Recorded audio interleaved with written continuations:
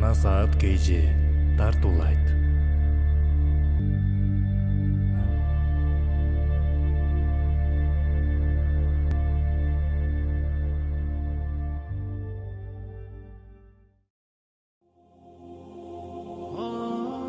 Намаз окубай коюунун жазасы.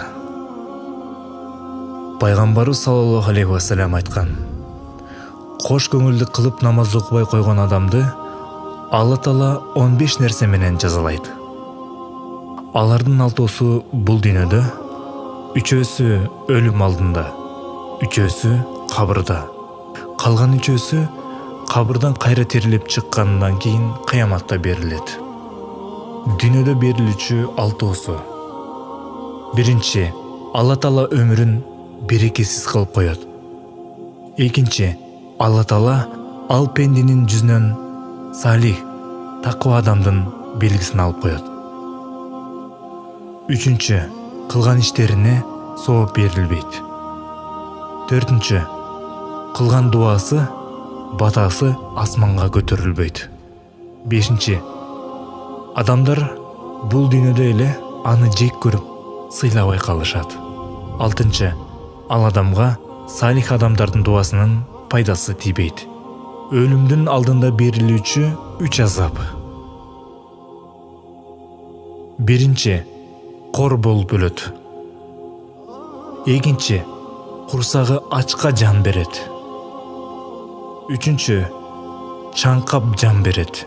Ошол кезде деңиздин суусун ичсе да чаңкаганы басылбайт. Кабырда берилүүчү 3 азап. Биринчи, Алла Таала ал адамдын кабырын тар кылып коет. Кабыры кысылып, кабыргалары бири-бирине кайышып калат. Экинчи, Алла Таала ал адамдын кабырына алоолонуп жанган отту күйгүзүп коет. Үчүнчү, кабырда ал адамга кара чаар жылаандар азап берет.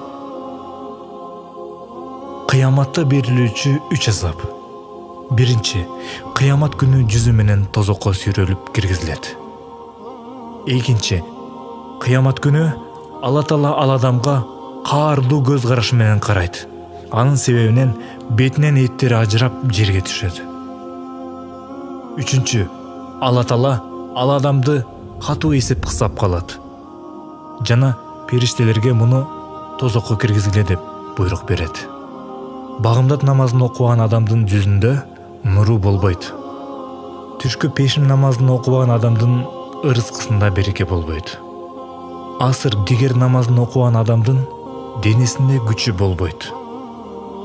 Шам намазын окуган адам балдарына өзүнүн пайдасын тийгизе албай калат. Купта намазын окуган адамдын уйкусунда рахат болбойт.